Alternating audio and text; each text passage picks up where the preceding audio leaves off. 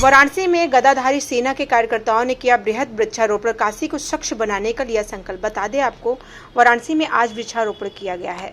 इस दौरान कहा गया कि एक पेड़ मां के नाम के तहत आज भाजपा समर्थित गदाधारी सेना के कार्यकर्ताओं ने वाराणसी के बनारस रेलवे स्टेशन के समीप भगवान अवधूत राम के तपोस्थली पर सैकड़ों की संख्या में पौधों को लगाकर के हरित क्रांति का संदेश देकर काशी को स्वच्छ और सुंदर बनाने का संकल्प लिया।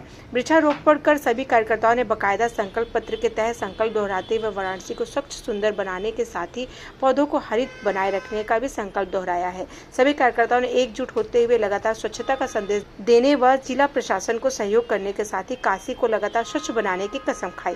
कार्यक्रम में प्रमुख रूप से भाजपा महानगर उपाध्यक्ष व वृक्षारोपण जिला संयोजक इंजीनियर अशोक यादव, जनता पार्टी के जिला उपाध्यक्ष शिवा नारायण गुप्ता, प्रदेश मंत्री भाजपा सियाराम तिवारी और बहुत सारे लोग यहाँ पर मौजूद रहे। मैं इंजीनियर अशोक यादव, महानगर में वृक्षारोपण अभियान भारतीय जनता पार्टी की तरफ से चल रहा है, उसका मैं संयोजक हूँ और मैं पूरे भारतवर्ष में भारत कैसे विकसित राष्ट्र बने, इसके तहत पूरे भारतवर्ष में वृक्षारोपण का कार्यक्रम चल रहा है।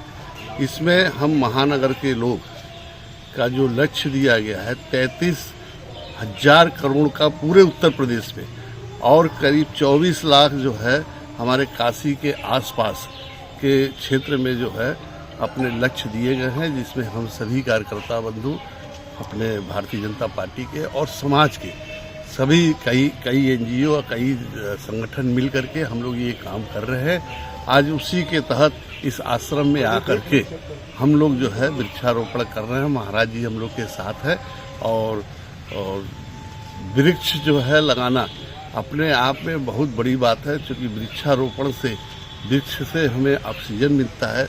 और अभी आप लोगों ने देखा होगा कि ऑक्सीजन का क्या महत्व है। कोरोना में आपने देखा होगा कि कोरोना ने काफ़ी लोगों की जान केवल ऑक्सीजन के अभाव से, इसलिए हमें जो नेचुरल ऑक्सीजन जो आज हम लोग जीवित जो लोग भी समझ लीजिए हैं, ये ऑक्सीजन के जिसके में मात्रा थी, जिसमें इम्यूनिटी पावर थी, वही लोग बचे। अदरवाइज ये जो स्थितियां बनी थी, शायद मैं समझता हूँ कि कोई भी नहीं बच पाता।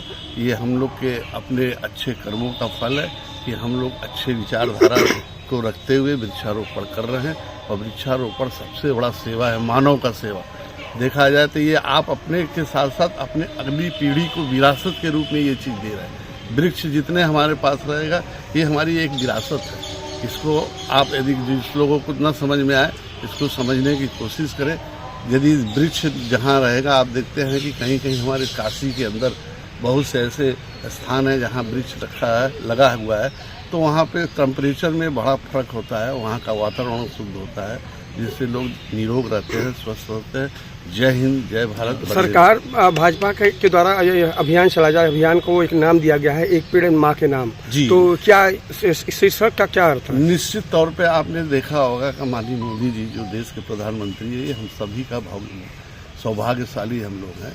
काशी के अंदर तो खासतौर से मैं कहूँगा कि हम प्रधानमंत्री को सांसद के रूप में देखते हैं जो है।